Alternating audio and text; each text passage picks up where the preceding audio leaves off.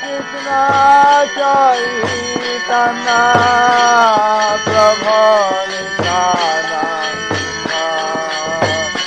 Jayapataka Swami Maharaj. The following is a lecture given by His Holiness Jayapataka Swami on October 16, 1982 at Murari Sevak Farm in Mulberry, Tennessee. The class begins with a lecture from the Śrīmad-Bhāgavatam, 10th Canto, Chapter 9, Verse 9.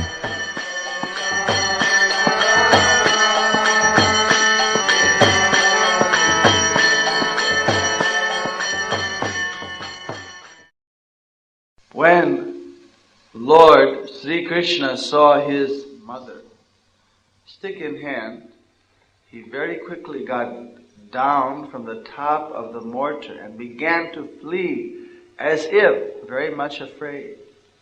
Although yogis tried to capture him as Param Atma by meditation, desiring to enter into the effulgence of the Lord with great austerities and penances, they failed to reach him.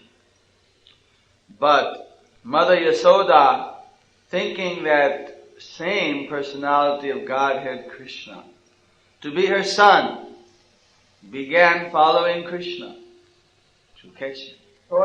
Yogis, mystics want to catch Krishna as Param Atma, and with great austerities and penances they try to approach him, yet they cannot. Here we see, however, that Krishna is going to be caught by Yasoda and is running away in fear. This illustrates the difference between the bhakta and the yogi. Yogis cannot reach Krishna, but for pure devotees like Mother Yasoda, Krishna is already caught. Krishna was even afraid of Mother Yasoda's stick. This was mentioned by Queen Kunti in her prayers. Bhoya bhavanaya stitasya Bhāgavatam 1:831. Krishna is afraid of Mother Yasoda, and yogis are afraid of Krishna. Yogis try to reach Krishna by Jnana Yoga and other yogas, but fail. Yet, although Mother Yasoda was a woman, Krishna was afraid of her, as clearly described in this verse. Thus, in the Bhaktivedanta purport to text 9, chapter 9, canto 10 of the Śrīmad-Bhāgavatam, in the matter of Mother Yasoda binds Lord Krishna. Om Tat Sat. Here we see the sloka which describes how Kartik month or Damodar Vrata, beginning Leela, every year in the next coming month, around November, we celebrate Damodar month, where we offer lights to Krishna, Śrīmad Damodar Ashtakam. This form, Damodar, means one who is tied by the waist. Allow himself to be tied by his devotee. Allowed himself to be captured by his devotee. That for those who know Krishna's real position, like Mother Kunti, how He is the Lord of all the universes, how He's the creator of all that be, how He is the cause of all causes. For them, when they see how Krishna has allowed Himself to be caught by His devotee, who was thinking that she was his mother. Of course, Krishna can have no mother and father because He has no origin. He Himself is ever existing. So, He is the Adi Purusha, the original being. This is the wonderful thing is that how Krishna has allowed himself to be caught by his devotee. When great yogis, sages who do severe austerity and penances and other forms of yoga, they're not able to even get near to Krishna, what to speak of catch him. Rather, they are afraid of Krishna, while Krishna has shown fear from his mother. This is the wonderful pastime that Krishna is manifesting. Who cannot fail but be attracted to how wonderful and loving are the pastimes of Krishna? Knowing how Krishna is so favorably disposed to his devotees, who would be so foolish as to accept some other process of yoga? Who would be so foolish as to miss this opportunity? So, this is a very important pastime for us who are in the path of Bhakti Yoga. And we should remember this pastime. Mother Yasoda was working very hard, trying to catch Krishna, was not able to easily catch Krishna. But Krishna finally allowed himself to be caught. Like that sometimes the devotees are put in difficulties. You see, but that makes their achieving Krishna all the more relishable. You see. And it also fixes the devotee that there is no other source of shelter except for Krishna. Sometimes, even in devotional service, people have had so many brainstorms where they thought that they knew a way of doing some type of service, which was not actually desired or authorized particularly by Krishna. And as a result, then sometimes devotees are put into difficulty by their own unauthorized plans, which are not purely connected with devotional service or were not completely authorized. Just like sometimes we find ourselves saddled with responsibilities which were created because we didn't follow the spiritual master. Therefore, to rectify, then we have to work harder. But actually, to somehow or another remain steady in devotional service, remain fixed, is actually what seasons the devotee or what purifies the devotee. Sometimes it may be by the will of Krishna, maybe by one's own mistake, it may be so many different reasons. But ultimately everything that happens with Krishna's sanction. He has allowed it to happen, even if it's being performed without his direct apparent hand. Nonetheless, his sanction is always there. Therefore, he will not let any devotee perish, will not let any devotee go away so long as the devotee wants to come to him. He promises, "Name bhakta vinashati," my devotee shall never perish. So sometimes, just like a parent takes the baby and then throws the baby up in the air and he catches. Or sometimes in the water they put the baby just like under the hand, all with the hand going, "Daddy!" That way they're forced to depend a little more on the parent, the son. But actually the parent is all along holding the child. So sometimes a situation happens where it seems that, well, why there's so much difficulty? But actually, in the eternal sequence, it's just for flesh. But during that moment, that's actually the opportunity for us to really depend upon Krishna and realize that He's actually the one who is making or breaking us. He's the one who is actually the ultimate controller.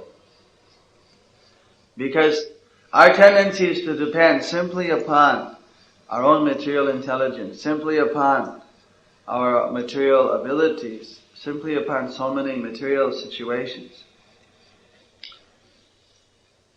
Not that a devotee doesn't use intelligence and use everything, but the actual dependence on success or failure is left to Krishna. Now whether, just as Bhakti Vinod Thakur prayed, Manaso deho geho jo kichu mor arpilo tua pode nanda kishore jivane morane bipode sampade arpilo tua pode nanda kishore. Whether in success or in failure, whether in life or death, whatever I have, I'm simply offering unto you, Nanda Kishore. Everything is, I'm simply want to engage in your service. So, by understanding these pastimes, actually there's no one who's more merciful than Krishna. He's so kind that even sometimes his devotee is apparently having difficulty or struggling in terms of the service, that this is again an opportunity to develop a closer relationship with Krishna, to more intimately surrender to Krishna. Well, it's up to us to utilize every situation that happens to remember Krishna. Just like you're in a car, suddenly, Krishna forbid, but say someone's in a car accident. At that moment, it's up to that person whether he's going to shout out, "Oh golly," or "Hare Krishna," right? What do you think, Steve? And if you chant Hare Krishna, then Krishna gives you the shelter. If you don't, and you survive, then you learn next time to chant Hare Krishna. That actually happened to me once, several times, where actually I was in a car accident, but somehow, by Krishna's mercy, we always chanted Hare Krishna. And somehow it always seemed that just by a hair, we missed any severe injury. So of course, ultimately the accident was because of our own negligence, we fell asleep, or there was some other, or sometimes it was completely beyond our control. But there was like a little split-second warning before it happened, where we could understand that immediately now there was an extreme impending danger. At that moment, Krishna, Krishna, Krishna, Krishna, we chanted Krishna, and then everything became alright. So, sooner or later we have to leave the body. So sometime also that will happen, that will be the last moment. These are so many dress rehearsals. And in our service also, the more we can learn to depend upon Krishna, the more that we become fixed in devotional service. So sometimes, of course, the devotee might start to think, better if I had an easy situation, then I would be able to think of Krishna better. But I was hearing how Prince Panchadavita in New Orleans was mentioning, I know it's Brahmananda Swami. I think I heard Acharya Dev mention this once also. That this is a very false or wrong proposition. Where is there in the world that when the going gets easy, people think of God more? Right? During all the wars, during all the different, everybody's praying. Right? As soon as it gets easy going, then gradually they start to become more and more forgetful of God. Just see the history of America. When they first came here on the Mayflower and on the different boats, All the pilgrims, they're very religious people. We find at least the founding fathers, they put down our money in God we trust, and they encourage prayer in many ways. Nowadays, what has happened?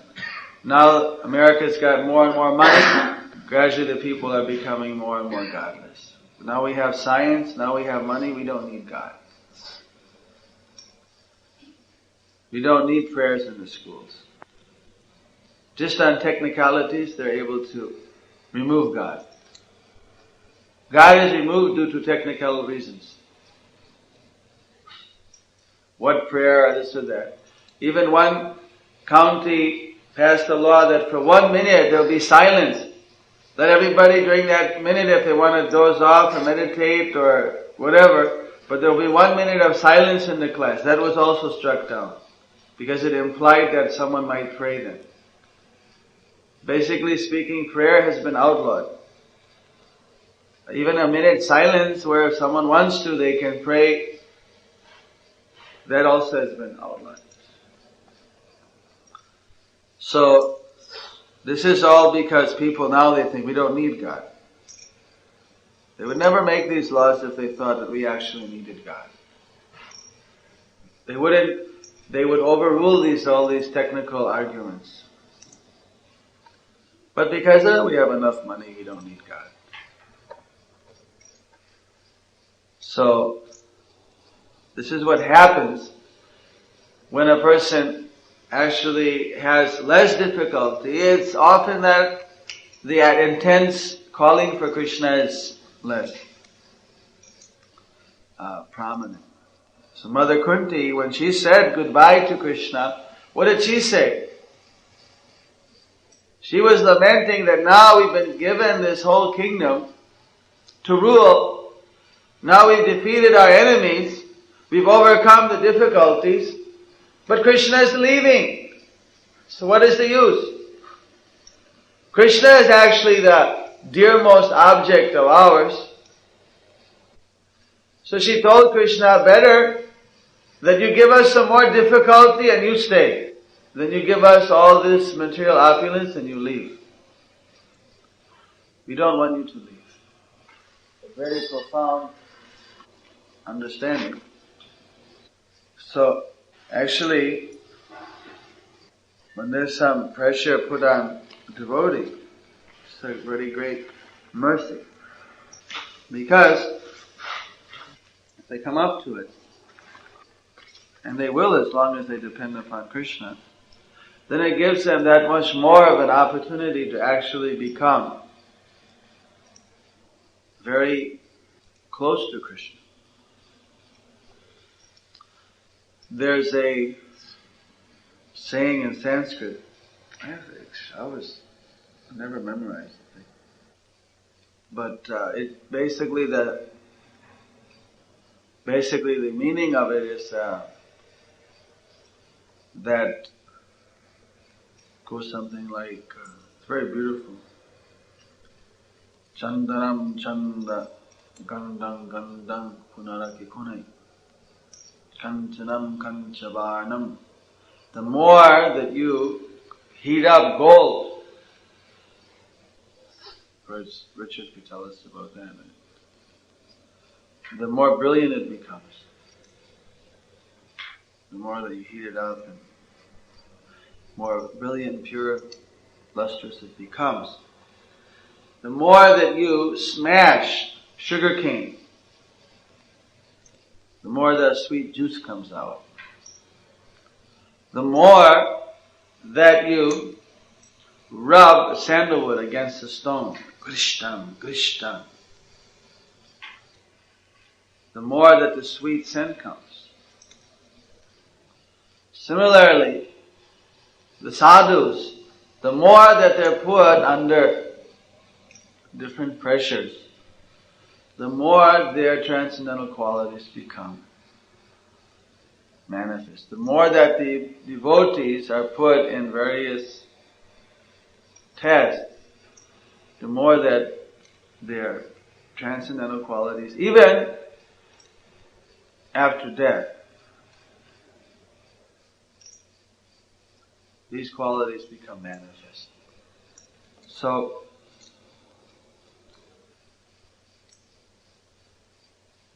in the eternal sequence, sometimes things are going very, very opulently, and then sometimes in the material world, they go up, down like that. So somehow,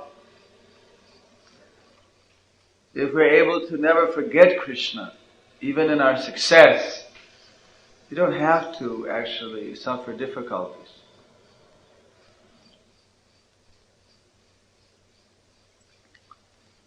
It's a special opportunity when we are in difficulty, however, to remember Krishna even more intensely, because for the devotee, naturally they think of Krishna. Who else will help? For Krishna to give intelligence, for Krishna to give avenues so that his service can continue. So here we see that Mother Yasoda was very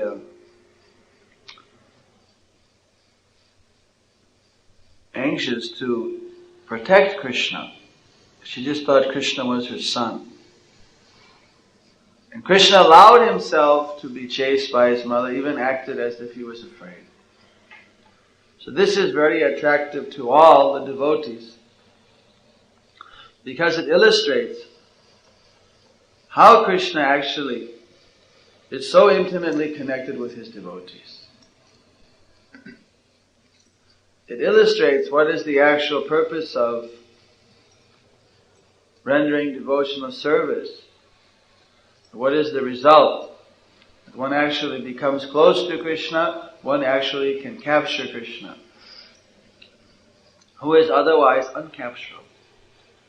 Krishna, the devotee, because the devotee completely depends upon Krishna, therefore Krishna is willing to depend upon the devotee in reciprocation. You trust me, I will trust you. If the devotee is not ready to put himself under Krishna's care, then how would Krishna trust that person to be put in that person's care? And that, just like if you ask someone, well, can you loan me some money? But you know that person thinks that, well, will this guy ever loan me any money? Would he actually trust me? This is just a natural thing you would think about, different reciprocation. Or what is? So, in the spiritual realm, that's also there. If you trust Krishna, then he will trust you. And if you don't trust Krishna, it's an indication that you still have something in the back of your head, some ulterior motive, some desire, something else. So of course, Chaitanya Mahaprabhu is so merciful that he's accepting devotees even if they don't have this highest level of surrender. And he gives them the opportunity to become Krishna conscious by chanting the holy name. But as a devotee chants and takes the mercy of Nitai Gaur, the point is that they are to also come up to this standard of pure devotion. Even though they may have had a previous life which was so fallen and so otherwise unqualified, by the mercy of Nitai Gaur, one comes up to this. If one doesn't have this standard of devotion, then one should pray to Nitai Gaur and their representatives in the disciplic succession to give that special strength. Because this is the special mercy of Nitai Gaur. He gives this level of pure devotion very easily.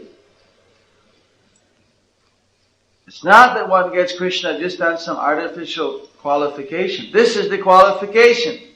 The devotee is able to completely fix his mind on Krishna and surrender to Krishna through all difficulties and through all happinesses. and not become infatuated by success or become overwhelmed by failure. In this material world, no one can be successful all the time at every moment. It is not possible.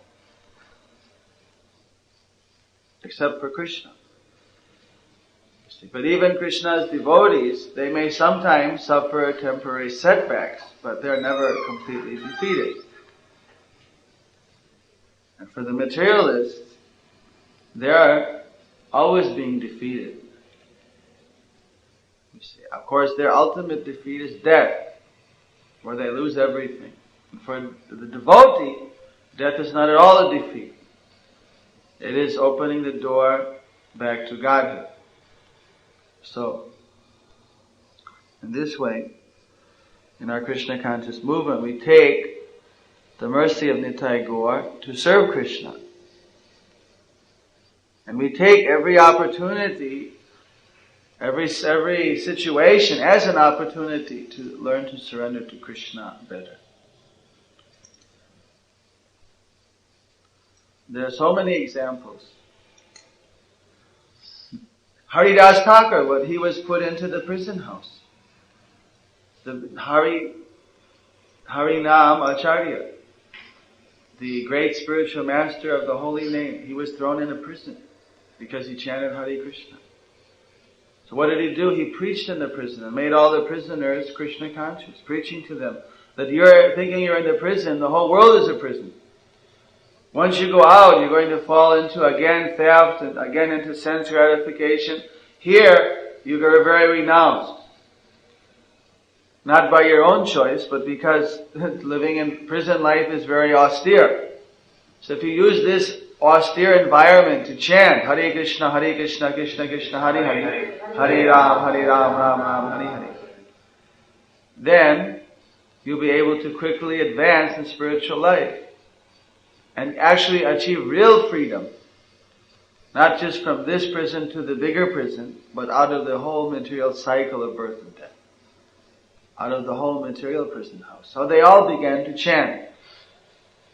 Then Haridas Thakur was called up. Why you are making everyone chant in our prison? You were thrown in the prison because you were chanting. Now you're making everyone else chant? You must stop, otherwise we will kill you. Otherwise you'll be severely punished. The Haridas Thakur said, even if you divide my body into thousands and thousands of pieces, I will never give up the chanting of Hare Krishna, Krishna Krishna, Hare Hare, Hare Ram, Ram Ram, Hare Hare. So then they tried to do just that. They said, alright, whip him in 22 marketplaces, which was supposed to shred him up into little pieces. But even then Krishna protected him, and he survived all the whippings unscathed. You see, so of course, how can we imitate Haridas Thakur? But therefore Krishna doesn't whip us in 22 marketplaces. He doesn't put us through those tests. If someone gets put into a serious test, that's an indication that the person is strong enough to take the test. Simply if the person depends fully on Krishna. Just like sometimes some of our devotees are also arrested and put in prison or put in jail for a short time. Sometimes just due to preaching Krishna consciousness, due to false charges and other things, not even due to their own karma. Karmic activities before they were devotees or unauthorized. Just they're put there not due to any offense, but just because they're preaching. Sometimes it happens. And just like Mayapur was attacked one time by some communist and Muslim people, and as a result of just simply defending the temple, Bhavananda Goswami and a number of other devotees were arrested, at which time Prabhupada was in great anxiety. And it came out in the newspaper that Hare Krishna devotees are in the jail, and now the whole jail is chanting Hare Krishna. We were bringing prasad in for the devotees. They were giving out to all the prisoners some prasad. They had the whole prison. Everybody was chanting Hare Krishna. In fact, they would let the devotees out at a time different than the other prisoners, so they could walk around in this courtyard. They said it was for their protection. So they went around anyway and gave everybody prasad in there. But in India, they have high security prisoners, where they're just like the old times, they're actually shackled down, hand and feet. They're the terrorist communists who are trying to overthrow the government by armed rebellion. And they're always yelling out, Lal Salam, which means red salute, all kinds of slogans, Lenin, Jindabad, Marx, glories, all these things. Anyway, I have to mention these names. But when the devotees would walk by, they'd see the devotee, even they would say, Hare Krishna Salam! Hare Krishna salute. There we know that the 6 Goswamis, it says that they were liked both by the ruffians, as well as the rascals, as well as by the gentle people. Bhadra. So, therefore, we try to follow in the footsteps of Mother Yasoda and these great devotees, and learn to take every opportunity to simply serve Krishna. Actually, this is the secret to capture Krishna. Someone who avoids service to Krishna when the going is difficult, it's an indication that that person either wants to be elevated to the heavenly planets in his next life, or to attain liberation, but is not actually fixed in pure devotional service. Someone wants a very comfortable material situation. Those desires will take one to heavenly planets after death, where one will have a very, very comfortable material situation, but not immediately getting Krishna. And so a devotee who wants liberation, they're usually very fixed in the mode of goodness. They don't want to be dirty. They don't want to go out and take all the difficulties of some difficult service or preaching. They want to just stay very much fixed in a type of very protected service and no rocking the boat. Because they're afraid that somehow or another they may be distracted and they have to again take birth.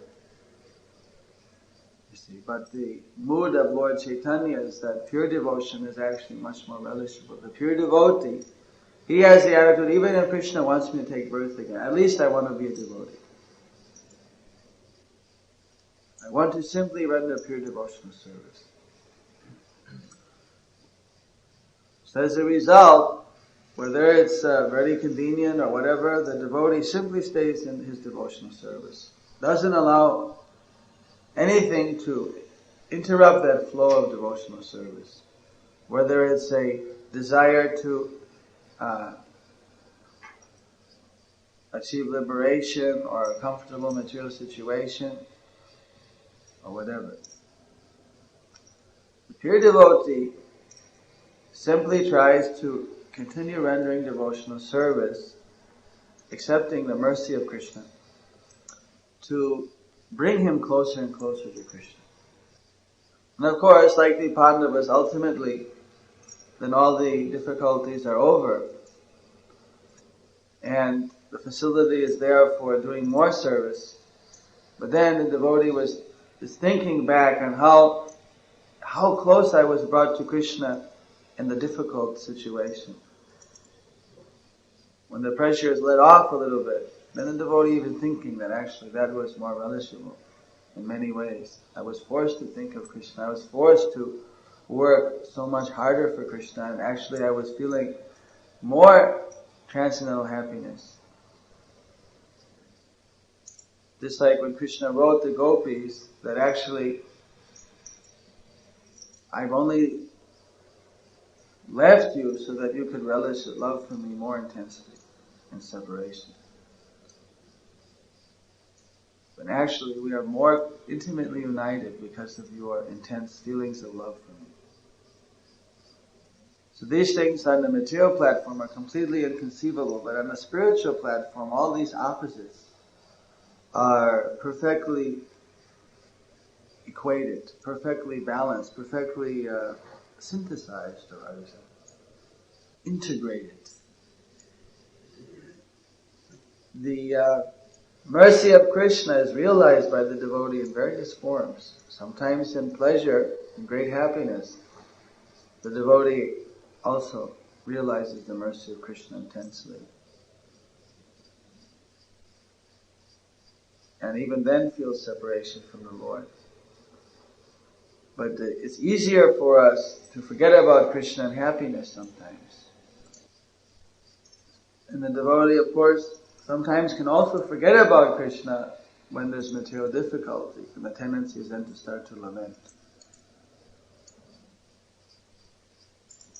But since we're actually eternal spirit souls and we're practically speaking living out this material drama,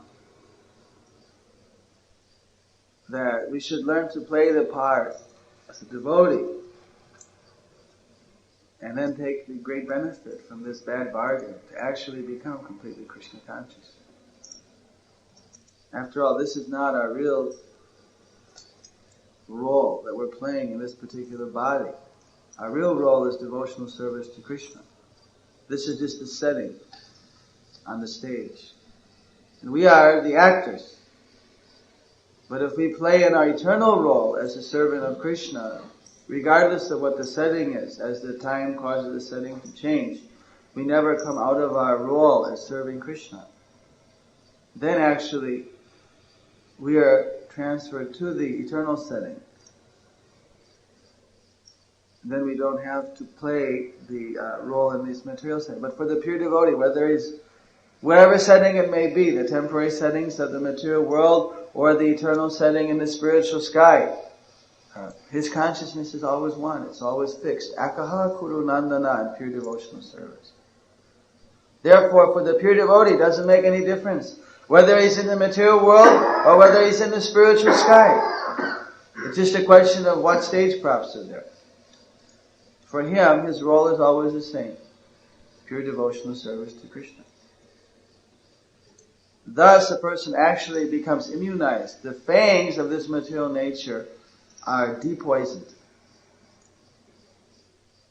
And in any situation, a person realizes that I can be Krishna conscious. And simply that's my only duty, to be Krishna conscious. Whether my service is ultimately successful or not, is not the reason why I'm doing devotional service. I'm simply doing it to please you. My dear Nitai Gaur, my dear Srila Prabhupada, my dear spiritual master, it's simply, I'm offering my service unto you for your pleasure. Success and failure are yours. I'm simply your eternal servant. I surrender at your lotus feet. May my service be pleasing unto you. I have no other purpose for my energy but to serve you. And by gradually assuming this attitude, then one becomes so steady that nothing can shake. Even death, which is a very big test, does not shake such a devotee. Jai Sri Krishna Chaitanya Prabhu Nityananda Siddhaiti Giradharo Srivasati Gaura Bhakta Vrinda Hare Krishna, Krishna Krishna, Hare Hare, Hare Ram, Ram Ram, Hare Hare. Any questions? Yes? Sometimes it seems that engaging in it, you seem like you don't have the full enthusiasm for it, or lack of enthusiasm. I wish I had more enthusiasm, that's what I'm trying to say, so I can try to do more. Better. And chanting them out, things like that. Still,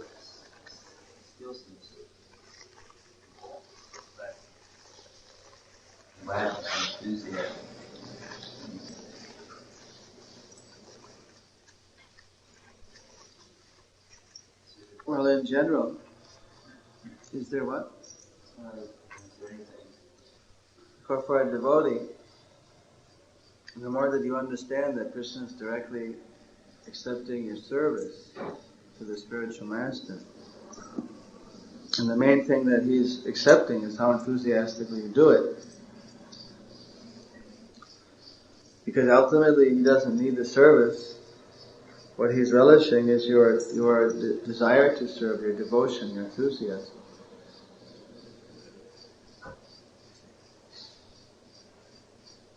Just like that time when Krishna appeared in the kitchen and then they so enthusiastically handed him the banana peel. Instead of the banana peel, they handed him the banana peel and he ate the banana peel. And then they said, I gave Krishna the banana peel and I kept the banana. He said, you're eating the peel. And then he said, well, for me the peel and the apple are the same. I was relishing your enthusiasm to serve me. Actually, Krishna doesn't need anything. He's already Atmaramas Chinmaya. He's already complete. Purnamadaha Purnamidam. But the fact that after so many millions of years of forgetting him, the conditioned soul is coming forward to serve him. That enthusiasm and that desire is what Krishna appreciates most. So therefore, even if the service may not be sometimes one needs a slight change of service, sometimes service is alright. These are things that can only be discussed by the authorities with the individual devotee as to whether there's adequate service to keep the person fully engaged. That's a separate situation that has to be dealt with individually. But even in such a situation, still, one should be very enthusiastic. And still, after being very enthusiastic, if a person is bored, just unengaged, due to it's not enough service or not enough to keep the mind involved, then that's something that has to be dealt with individually between the spiritual master or his representative, the temple authority. Still, a person should be doing the service fully enthusiastically, otherwise how can you tell whether you're working up to the capacity or not? Just like if you're driving in the car and the gas pedal's not down and then the car is killing you, then you come to some conclusion, well, something's wrong with the car. But then sometimes when the engine's cold or when you're overloaded, you just have to put on more gas. You're going up a hill, then you keep going up the hill, and then when you go up the hill, it kills. You say, what's wrong? You go out and look at the car, everything, but because you weren't putting the gas on. Right? So when you're going up the hill, you gotta put the gas on. Maybe sometimes you downshift, put on the gas, or you go up, right? You don't put on more gas when you're going uphill. So that's why sometimes Krishna makes a person go uphill a little bit, just so you have to force to put on the gas, sink or swim. You're not ordinarily, if you're always putting on the gas, then it doesn't make any difference. And those type of tests are no longer really needed either. So the devotee's not actually tested that much. And even if he is, it doesn't make any difference. He just passes it, just to show other devotees, as an example. As easy it was for Prahlad to swim in the boiling oil, because he was so a great devotee. And similarly for us, we get very infinitesimal situations comparatively. Krishna helps us to cross over them. Enthusiasm is something that is just somehow or another. Like a person running in a race, how do you become enthusiastic? Someone either through instruction, through criticism, through joking, through something. A person just gets fired up and goes out and does it. Ultimately, enthusiasm is not something you can pray, of course, to Nitai Gaur, Nityananda, to help you become more enthusiastic, but enthusiasm comes from one's desire. If you desire something, you're enthusiastic. If you want to please Krishna, you become enthusiastic. It's just a question of focusing your focusing your desires, focusing your intentions. Chibraina bhakti yogena. Just like the sunlight, focusing on Krishna. If it's not focused, energy gets splayed, you lose enthusiasm. Like we're discussing having ham radio sets here in Murari in different places. Now we have a way of getting a license within a very short time. Just found some nice sources. Satyanarayan was setting up ham radio sets and doing some work for Rupanuga Prabhu and setting up in Europe and in Mayapur everywhere. So they've come out now with a special beam antenna. Normally an antenna is broadcasting 360 degrees around, right?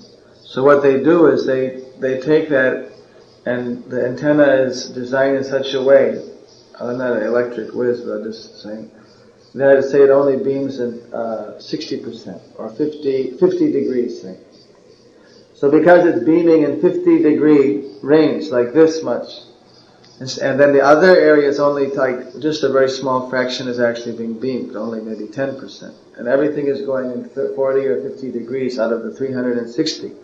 So therefore it goes 7 times the force in that particular direction. So in this, because the other direction is not doing anything, it's just all being focused.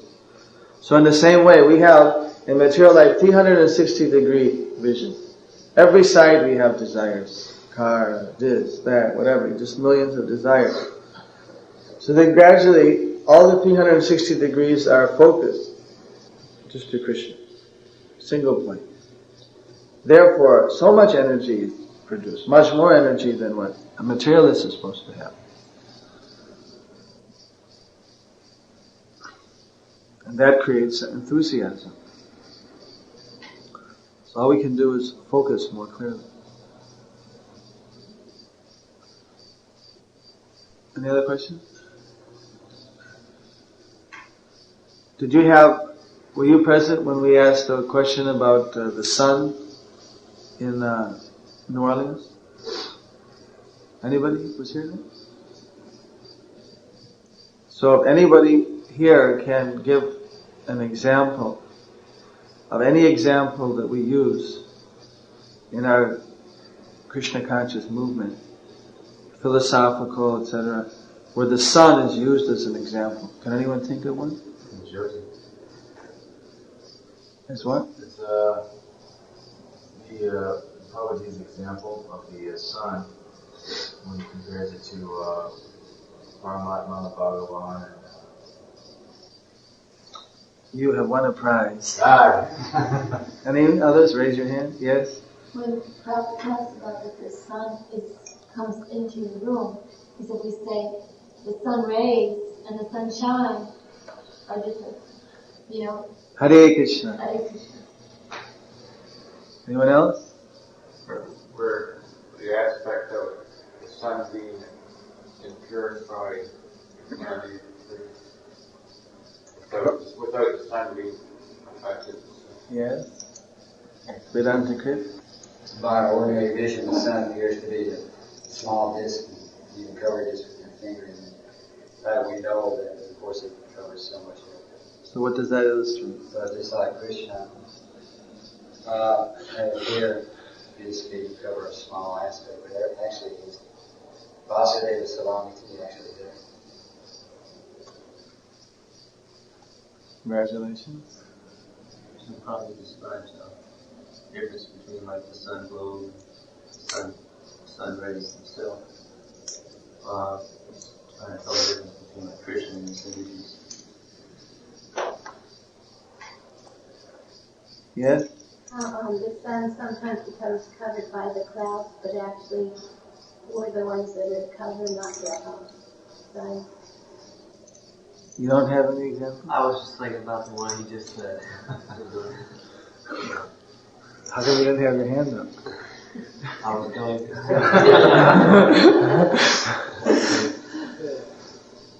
Can't think of any other?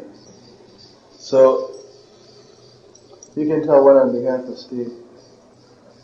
Sun is the eyes of Krishna.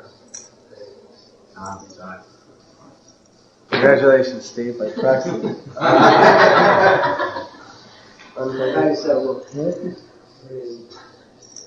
want to do it for him too?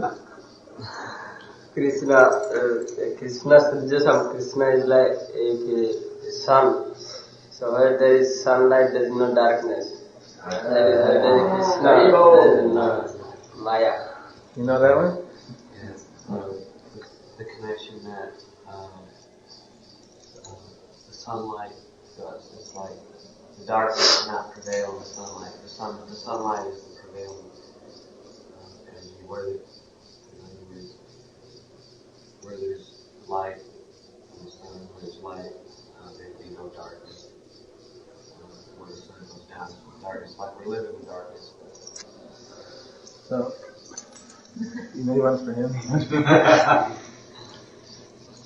Reciprocate, brotherly love. You know any, Richard? They're all taken up. No. All the ones that I know. Well, let Braha make one for him. Okay, it's probably compared to sometimes the sun sets, but the sun isn't actually there. You compare It dies in the night and is born in the morning. Yeah, you compare it to Krishna's pastimes. They're always going on somewhere. It's like the sun is always rising somewhere. One for yourself? I get one for her. For who? I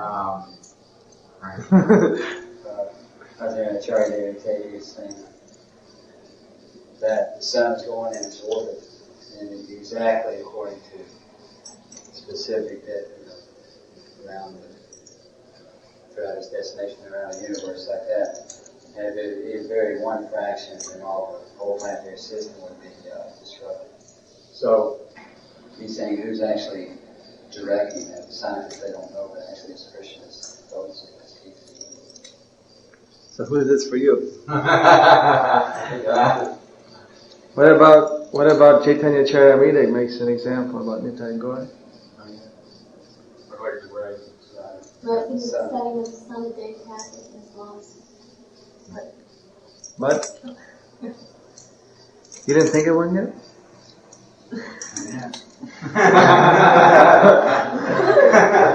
Oh.